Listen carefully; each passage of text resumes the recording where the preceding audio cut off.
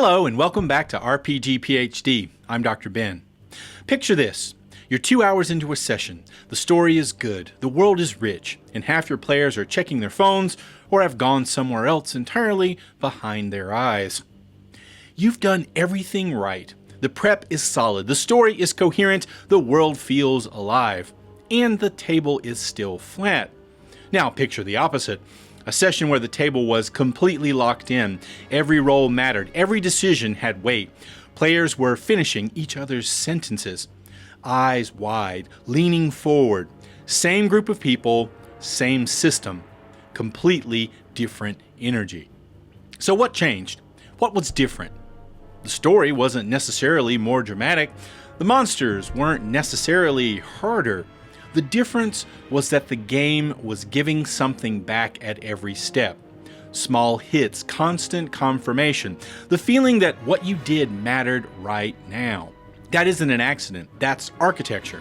And today we're going to pull it apart. Look at what cognitive psychology tells us about how reward systems shape behavior, how that maps directly onto the mechanical loop of your tabletop role-playing game, and then build a practical step-by-step framework you can take into your next session or your next design project and use immediately. So let's get into it.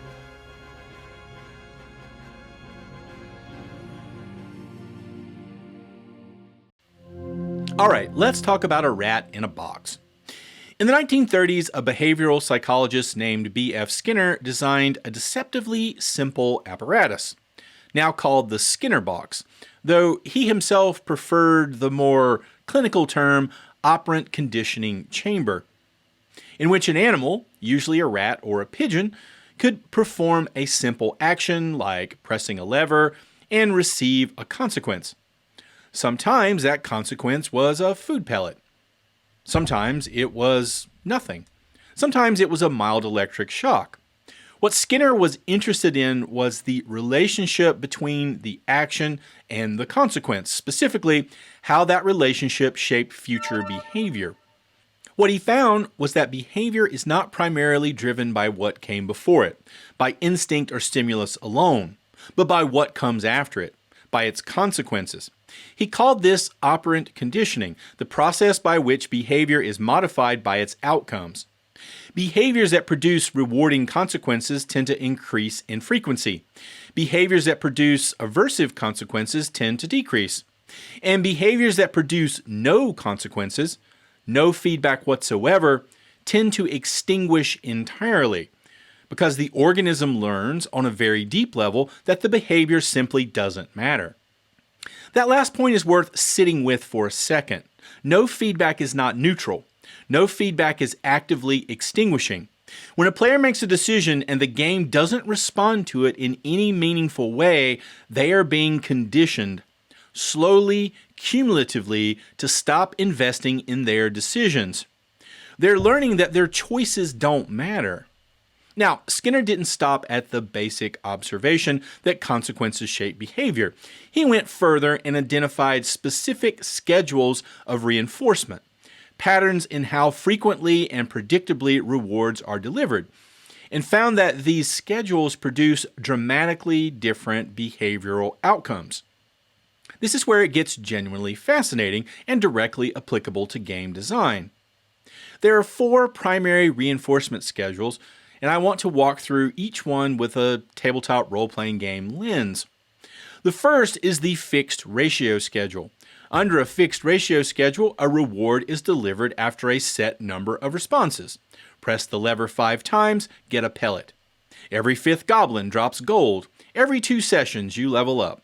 Fixed ratio schedules produce steady, reliable behavior, but they also produce what researchers call a post-reinforcement pause, a dip in engagement immediately after the reward lands because the organism has learned that a reward just fired and the next one is a long way off. In tabletop role-playing game terms, this is the post-loot drop or post-level up slump. The players get their reward, now there's a subconscious sense that the next one is far away and engagement quietly dips. The second is the fixed interval schedule. Here, the reward is delivered after a fixed amount of time has passed, regardless of how many actions were performed. The classic RPG equivalent is experience points awarded at the end of every session, or milestone leveling tied to story beats that the game master has pre-planned to land at roughly equal intervals. Fixed interval schedules tend to produce a wave pattern, low engagement early in the interval, ramping up as the reward approaches. You've probably seen this at the table. Players coast through the middle of a campaign arc and then suddenly get very invested when they can feel a level up or a major story payoff coming. The third is the variable interval schedule, rewards delivered after unpredictable amounts of time. A narrative revelation that could come at any session. An NPC who might show up again someday or might not. Variable interval schedules produce steady, consistent engagement without the wave pattern, because there's no predictable dead zone between rewards. The fourth, and this is the one that matters most for our purposes, is the variable ratio schedule. Under a variable ratio schedule, rewards are delivered after an unpredictable number of responses. Sometimes you press the lever twice and get a pellet. Sometimes you press it 40 times. You never know when the next reward is coming, only that it is coming eventually if you keep going. Variable ratio schedules produce the highest and most persistent rates of responding of any reinforcement schedule, and they are extraordinarily resistant to extinction, meaning that even when the rewards stop coming for a while, the behavior continues far longer than it would under any other schedule. They are famously or notoriously the schedule that underlies slot machines. Skinner's data showed that varying not just the timing of rewards, but the magnitude of them made the effect even stronger. Occasional large payouts mixed against a baseline of frequent small ones produced the most persistent behavior of any schedule he tested. It's not just unpredictability that hooks the organism, it's unpredictability combined with the possibility that the next reward might be bigger than anything that came before it. So when I was in college, I actually trained rats to play basketball at a local science center. And we used operant conditioning as the foundation of the whole training process. And there was this pattern that we kept running into where a rat would plateau. They would basically just stall out mid-training, stop making progress, lose interest in the task entirely. And the fix, every time, wasn't to push harder or simplify the behavior. We'd switch from delivering 1 food pellet for a correct behavior to dropping 5 pellets for a correct behavior at completely random intervals. And the rat would immediately re-engage. The training would then accelerate. This is also where the concept of the micro-reward enters the picture. A micro-reward is any small, immediate, emotionally resonant piece of feedback that confirms to a player that their action landed, that the world noticed, that something shifted, that their decision had texture and consequence.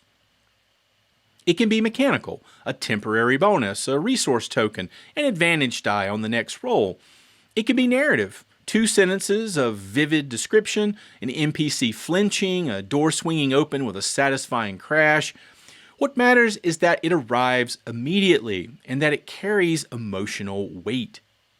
Skinner's research and the decades of behavioral science that followed it consistently points to the same conclusion. The closer in time a reward is to the behavior that produced it, the stronger its conditioning effect. Delay the reward and the connection between action and consequence weakens. If your players have to wait until the end of the session to feel like something they did mattered, you have already lost most of the psychological reinforcement value of that moment. The feedback has to be now, it has to be immediate, and it has to be felt. So, we have the science, we have the schedules, we have a pretty clear picture of how reinforcement shapes behavior at a fundamental level. The question now is, how does any of this translate from a lab or a tiny basketball court into a session of Dungeons & Dragons or Blades in the Dark or your game of choice? If you've ever picked up a well-designed game, and I'm talking about something as simple as a classic arcade game, not just modern AAA titles, you've experienced an almost overwhelming density of micro rewards. Points ticking up on screen, sound effects that fire on every successful input, visual flourishes, screen shakes, color bursts. The entire sensory environment of a well-designed video game is engineered to confirm constantly and immediately that what you are doing matters. James Paul Gee, in his 2003 book, What Video Games Have to Teach Us About Learning and Literacy, makes the argument that good video games are essentially extraordinarily well-designed learning systems. And a significant part of what makes them work is precisely this density of feedback. Every action produces a response. The loop is tight. The world is always talking back. Tabletop role-playing games don't usually have intricate sound effects. They don't have screen shake. They don't have a points counter ticking up in the corner. What they have as a game master, a set of mechanics, and a shared fictional space.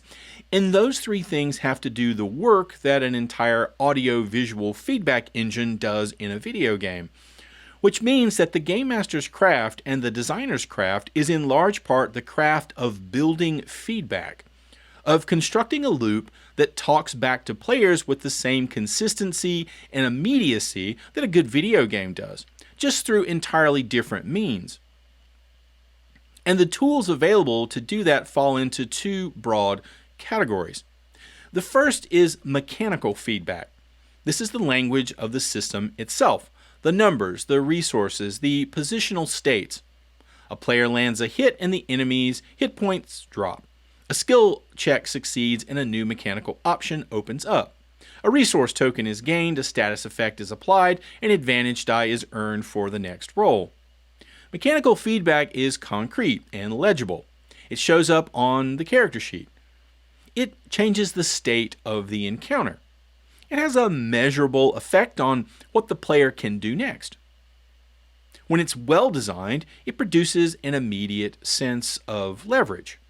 The feeling that what you did shifted the landscape in some small but real way.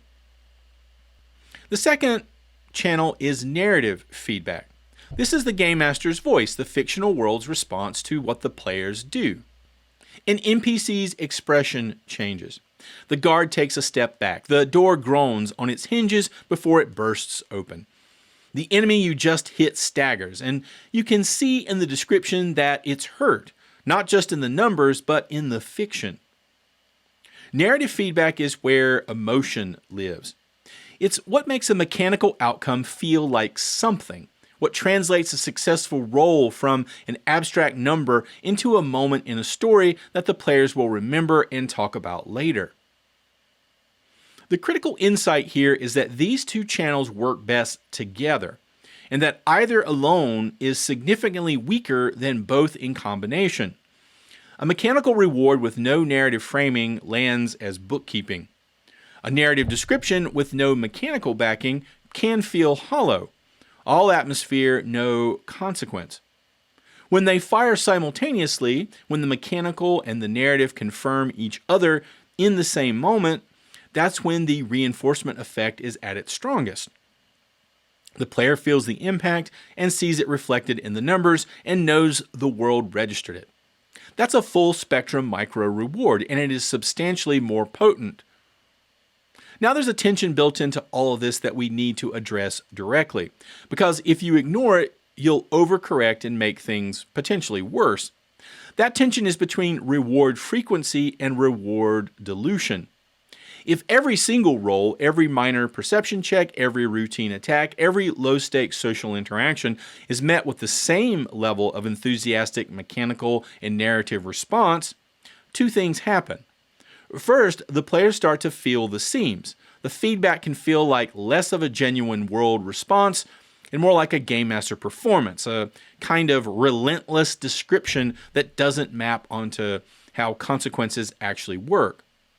Second, and more importantly, from a psychological standpoint, the rewards lose their signal value. When everything is rewarded equally, the rewards stop carrying information about what actually mattered. The variable ratio effect depends in part on contrast. on the fact that not every press of the lever gets a pellet. If every press gets one pellet, you just have a very loud, very busy fixed ratio schedule, and the magic can evaporate. The craft then is in calibration, in knowing when to lean into a full spectrum micro reward and when to let a moment breathe with a lighter touch. In building a reward texture across a session that has variation, quiet moments and loud ones, small confirmations and larger payoffs, so that when the big feedback lands, it lands against a background that makes it legible as big. This is genuinely one of the harder skills in game mastering. It's also one of the least discussed. Most game mastery advice focuses on what to reward. Almost none of it focuses on the rhythm of rewards, on the spacing, the density, the dynamic range. And that rhythm, as we're going to see in the practical section, is where a significant amount of the real craft lives. Let's talk about failure. Specifically, let's talk about what most games do with failure and why it might be quietly destroying your feedback loop. The default failure state in a huge number of systems is what I'd call the dry stop. The player attempts something, the dice don't cooperate, and the game master delivers a result that is functionally a wall. The lock doesn't open, the guard doesn't believe you, the spell fizzles. Nothing moves. Now, from a pure game design standpoint, this is a catastrophic misuse of a role. You've taken a moment of genuine player investment. They've decided to try something, they've picked up the dice, they committed, and you've returned that investment with nothing. No narrative complication, no mechanical consequence, no forward movement of any kind, just a wall. And walls, as we've established, are the enemy of feedback loops. The behavioral psychology here is pretty unambiguous. Extinction, the process by which a behavior fades because it stops producing consequences, is accelerated by exactly this pattern. When an organism's actions consistently produce no meaningful outcome, the motivation to act diminishes. In role-playing game terms, players who repeatedly hit dry stops start pulling back. They might stop attempting creative solutions. They may stop taking risks. They might gravitate toward the safest, most reliable actions available, the ones that have historically produced some feedback, and the game contracts around them. The adventurous, improvisational energy that makes role-playing games special quietly bleeds out. So what's the fix? It's not complicated in concept, though it takes real practice to execute well. The fix is to treat every role outcome, success and failure, as an opportunity to move the fiction forward. Not necessarily in the direction the player wanted, but forward, always forward. The underlying principle here comes from improvisational theater. The core idea is that every role outcome, success, partial success, failure, should be treated as a complication generator rather than as a verdict. A successful roll opens something new. A success with cost opens something new and closes something else simultaneously. And a failure doesn't close anything. It escalates or changes something. The fiction doesn't stop moving, it moves somewhere unexpected. That last category is the crucial one. A failed roll is not a verdict of nothing happened, it's the moment the world pushes back. The lock doesn't open, and now there are footsteps around the corner. The guard doesn't believe you, and now his hand is moving toward his radio. The spell fizzles, and now something feels deeply wrong in the air around you. Every one of those outcomes is the fiction getting richer, more pressurized, more alive, more full of things that demand a response. The player didn't get what they wanted, but the game gave them something to work with. And from a reinforcement lens, that something, that forward momentum, that world response, might be enough to keep the behavioral loop running even through a string of bad rolls. The player learns that trying things matters even when they don't succeed. That is an extraordinarily healthy thing to condition into your table. Now I want to zoom in on something more specific. The problem of the dry roll, which is slightly different from the dry stop, and in some ways more insidious. A dry roll is what happens when the mechanical outcome of a check is communicated without any narrative translation. You succeed. You fail. The number was processed. The rule was applied. But the game, the living, breathing, fictional world you're all supposedly inhabiting together, didn't do anything with it. The result landed in a mechanical vacuum, disconnected from the story around it. This happens more than most game masters might realize. The mechanical processing continues, but the narrative layer can thin out. And every dry roll is a small reminder to the players on a level they may not consciously register that the dice are just dice, that the rolls are administrative rather than fictional, that the story and the mechanics are two separate things happening in parallel rather than one unified experience. The solution is what I call the two-sentence rule, and we'll formalize it in the practical section, but the core of it is simple. Every roll outcome gets at least 2 sentences of in-world, present tense, sensory description. Not a summary, not a mechanical restatement, a description. What does the player's characters see, hear, feel in the moment the consequence lands?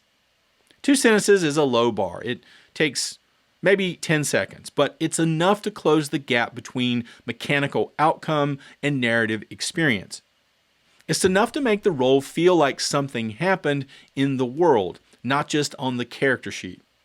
This connects to a broader principle that I think is one of the most important ideas in game master craft, and that one doesn't get nearly enough airtime: the idea of tactical satisfaction.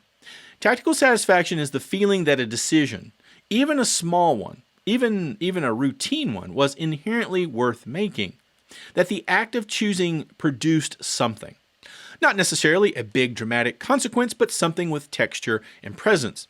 A decision that felt like a decision, not a coin flip. Building tactical satisfaction into your session is fundamentally about respecting the granularity of player choice. It means acknowledging that when a player says, "I want to try to flank the enemy before I attack," they're making a creative investment in the fiction. They are imagining something. They're committing to a specific action in a specific way.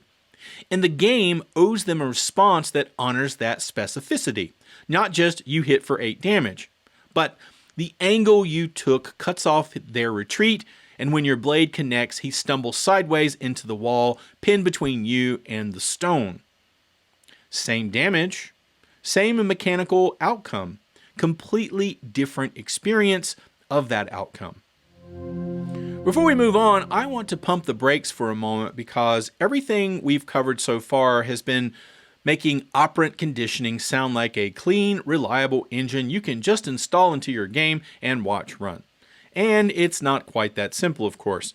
Anytime you pick up a theoretical framework as a lens, intellectual honesty demands that you also look at where the lens distorts, where it breaks down, and where following it too faithfully leads you somewhere you didn't want to go. The most significant limitation of applying operant conditioning to tabletop role-playing game design is the one that behavioral science has been wrestling with since at least the 1960s. It is a profoundly reductive framework. Skinner's model works beautifully for explaining and predicting simple, discrete behaviors in controlled environments. A rat pressing a lever, a pigeon pecking a target. But tabletop role-playing games are not controlled environments, and the behaviors we're trying to reinforce are not simple or discrete. They are layered, social, narrative, emotionally complex, and the moment you try to reduce meaningful player engagement to a behavioral unit that can be reliably conditioned, you've already lost something important about what that engagement actually is. Deci and Ryan's self-determination theory, developed through the 1970s and 80s, offers a useful corrective here. Their research consistently demonstrated that external rewards, the kind of tangible, immediate reinforcers that operant conditioning is built around, can actually undermine intrinsic motivation when applied to activities that people are already intrinsically motivated to do. This is called the overjustification effect, and it matters enormously for tabletop role-playing game design. Here's the practical implication. Most players who show up to your table are already intrinsically motivated. They want to be there. They care about the story. They are invested in their characters. They don't need to be conditioned into engagement from scratch. they arrived engaged to some extent. And if you layer an aggressive, explicit external reward system on top of that pre-existing intrinsic motivation, you risk shifting their relationship to the game from I'm doing this because it's inherently meaningful and enjoyable to I'm doing this because the game is paying me to. The design implication is that reward systems should support and amplify intrinsic motivation, not substitute for it. Micro rewards work best when they feel like natural expressions of the fiction, when the world's response to a player's action feels organic and earned rather than mechanical and administered. Operant conditioning research, particularly in its classic Skinnerian form, tends to treat organisms as functionally interchangeable. The schedules that work on one rat work on all rats, and the principles are nearly universal. Human beings at a tabletop role-playing game table are not functionally interchangeable, and the reward structures that produce deep engagement in one player can leave another cold or actively alienate a third. This is something that game designer and researcher Robin D. Laws addressed in his influential 2001 essay, Robin's Laws of Good Gamemastering, where he identified distinct player archetypes, like the power gamer, the butt kicker, the tactician, the specialist, the method actor, the storyteller, the casual gamer, each of whom derives satisfaction from fundamentally different aspects of the play experience. A mechanical micro reward, a bonus die, a resource token, a tactical advantage might be deeply satisfying to a power gamer or a tactician. It means almost nothing to a method actor who derives satisfaction from narrative coherence and character authenticity, and for whom an intrusive mechanical reward in the middle of a dramatically intense scene might actually be unwelcome. The practical upshot for game masters is that the reward loop you build needs to be responsive to the specific human beings at your specific table, not the generalized player that behavioral theory implicitly assumes. Know your players, know what they find satisfying, and calibrate your reward architecture accordingly, which means you may be running slightly different micro-reward systems for different players, emphasizing mechanical feedback for some and narrative feedback for others, varying the frequency and form of your wildcard moments based on who's at the table and what they're there for. For designers, this is an argument for building multiple reward channels into your system rather than betting everything on one. A well-designed system should offer meaningful feedback across the mechanical narrative and social dimensions of play simultaneously, so that players with different motivational profiles all have a channel that speaks to them. A system that only rewards tactical optimization might be leaving its method actors cold. A system that only rewards narrative contribution might be leaving its power gamers unsatisfied. The broader and more varied your feedback architecture, the wider the range of players who might find your game genuinely engaging. Here's one that doesn't come from behavioral science at all, but from the social dynamics of collaborative play, and it's important enough to name here explicitly. Operant conditioning as a framework focuses on the relationship between an individual organism and its environment. It doesn't have great tools for thinking about what happens when multiple organisms are in the environment simultaneously, each with their own conditioning history and their own responses to the reward structure. At the table, reward systems don't just shape individual behavior, they shape group dynamics. And a poorly calibrated reward system can create social problems at that same table.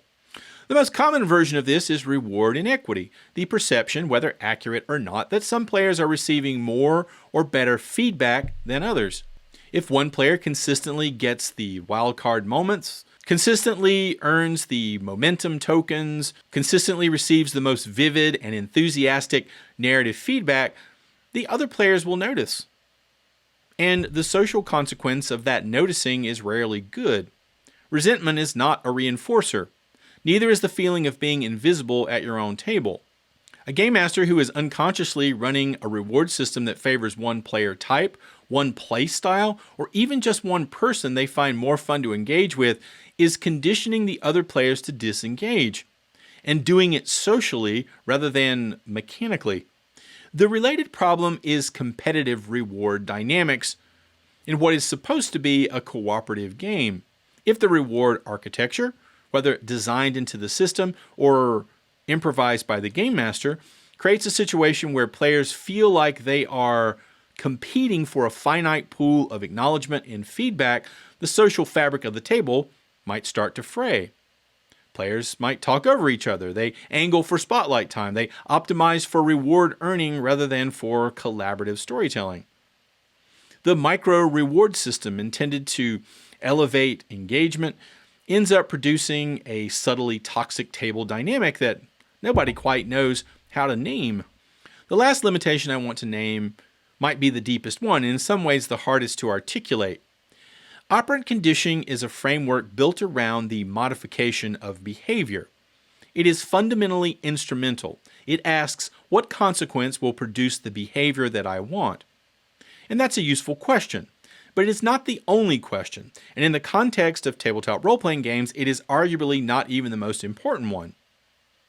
Role-playing games at their best are not just engagement engines. They are meaning-making spaces. Places where people explore identity, process experience, build genuine human connection, and tell stories that matter to them. The reward loop we've been building serves that. It keeps people at the table, keeps them invested, keeps the mechanical and narrative experience feeling alive and responsive. But a game that is perfectly optimized for behavioral engagement and produces no meaning is probably not a good game.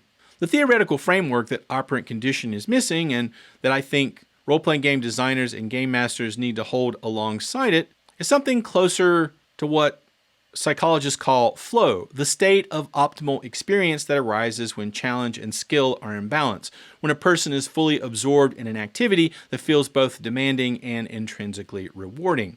Flow is not produced by reward schedules, typically. It is produced by the intersection of meaningful challenge, clear goals, immediate feedback, and a sense of personal agency and growth. Some of these elements overlap with what a good reward loop provides. But flow goes further. It requires that the activity itself carry meaning, that the player feel like what they are doing matters in some way that transcends the mechanics. The operant conditioning framework helps you build the feedback infrastructure that makes flow possible. So use the framework, use it deliberately, use it carefully, use it with the specific people at your table in mind, but hold it lightly. It is a lens, not a blueprint, and like all lenses, it shows you some things with great clarity while leaving other things outside its field of view entirely. All right, this is a section where we put the theory down and pick up the tools. Everything we've covered so far, the reinforcement schedules, the micro reward architecture, the feedback channels, the failure states, it all feeds into this. What follows is a 6-step framework that you can apply whether you're a game master sitting down to prep your next session or a designer staring at a system that isn't producing the engagement that you want. So step 1, audit your current loop. Before you can fix anything, you need to see what you're actually working with. After your next session, or perhaps during your next session, sit down and reconstruct the timeline of play beat by beat. For each beat, ask yourself 2 questions. Did a player receive meaningful feedback at this moment? And how long has it been since the last time that happened? You're looking for 2 things specifically. The gaps.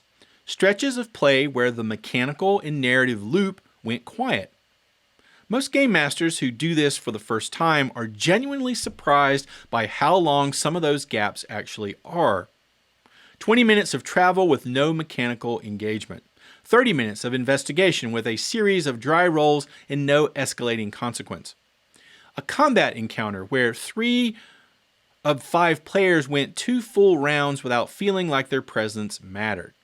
The shape of your reinforcement schedule. Is it fixed ratio with rewards clustering around predictable milestones? Fixed interval with engagement spiking near session end and sagging in the middle? Or is there genuine variability in when the good moments land? And a predictable reward schedule might be a significantly less potent one. The audit doesn't require you to change anything yet. It just requires you to see clearly. Once you can see the shape of your current loop, you can see the gaps, the clusters, the dead zones, you'll know exactly where to start building. Step 2. Layer micro rewards into the mechanical loop. This is the foundational construction step, and it operates on a simple principle. Every roll deserves a response, and every response should carry both a mechanical and a narrative component. On the mechanical side, start small. You don't need to redesign your system. What you need is a set of lightweight acknowledgement you can deploy quickly and consistently. Give players a momentum token for any roll that succeeds by a significant margin. A natural 20, a result that clears the DC by 5 or more, a particularly creative application of a skill.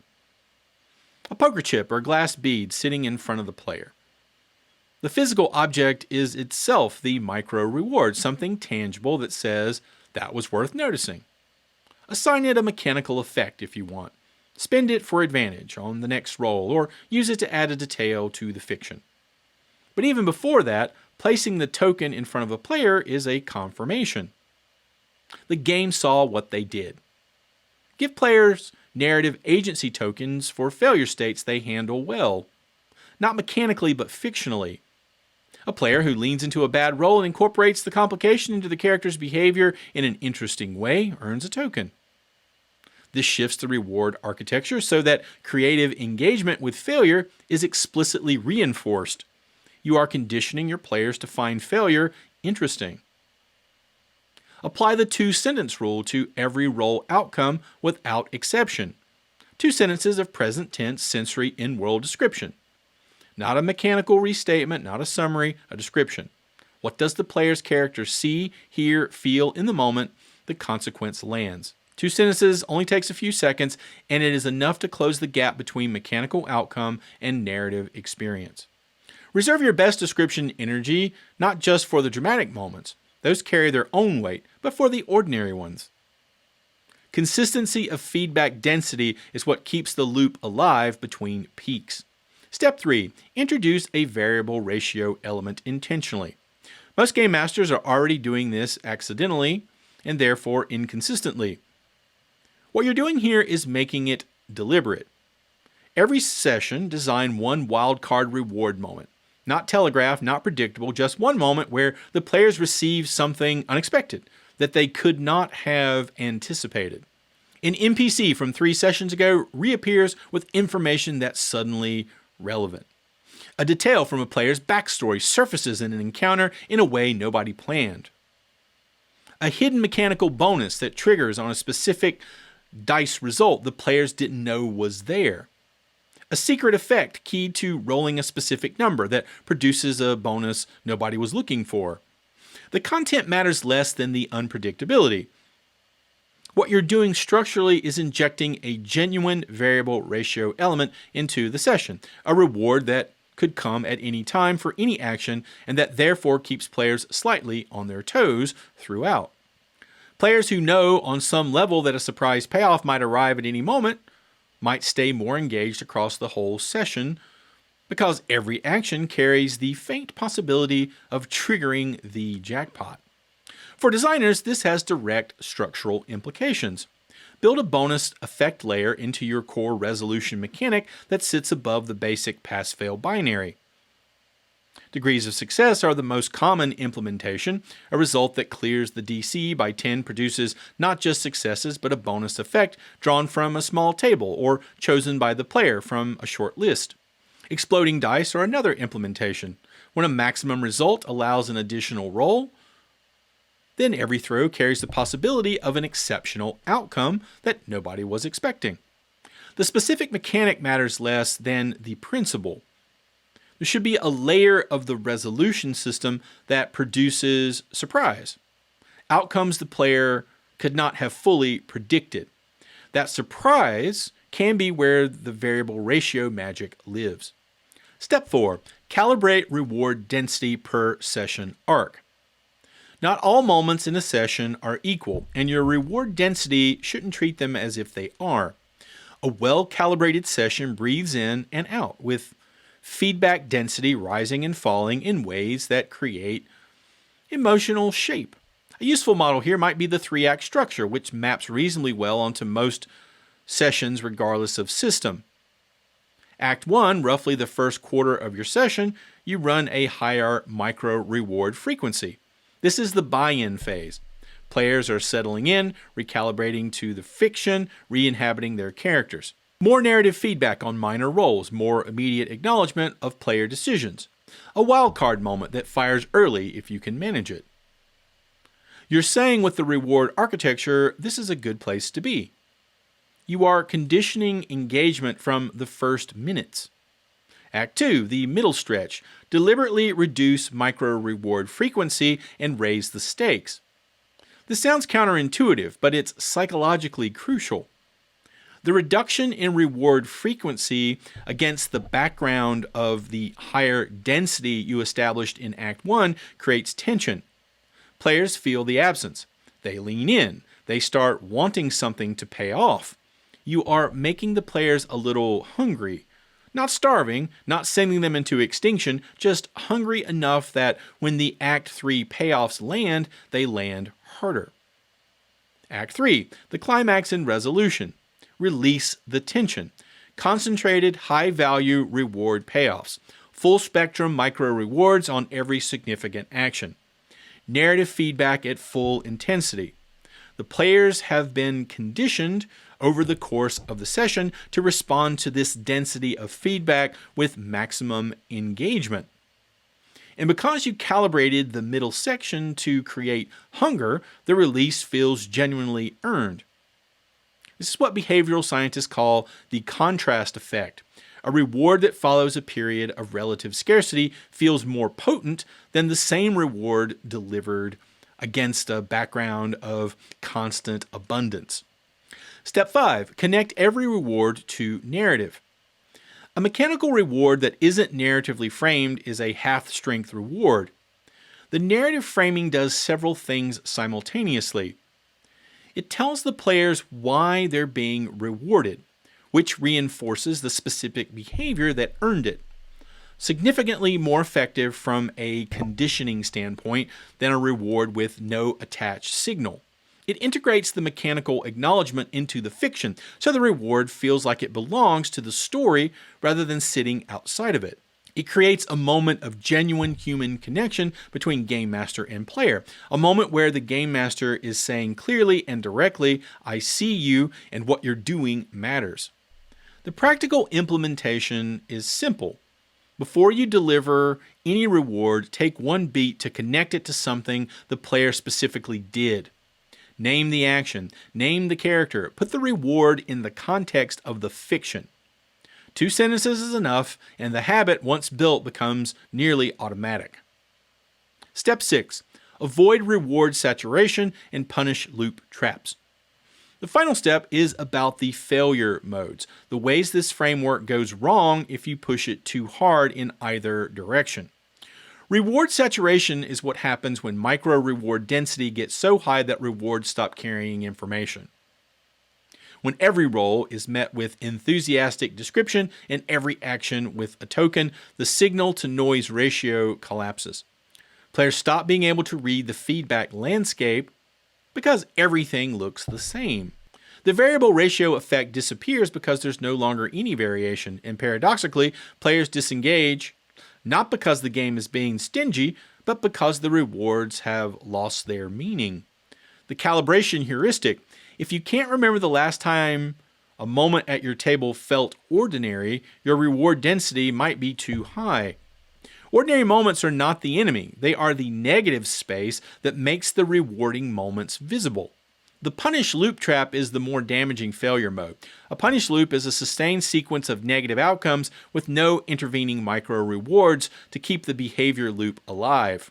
Players experiencing consecutive failures with no forward momentum are being conditioned to associate engaging with the game with the experience of losing. The behavioral response to that is avoidance.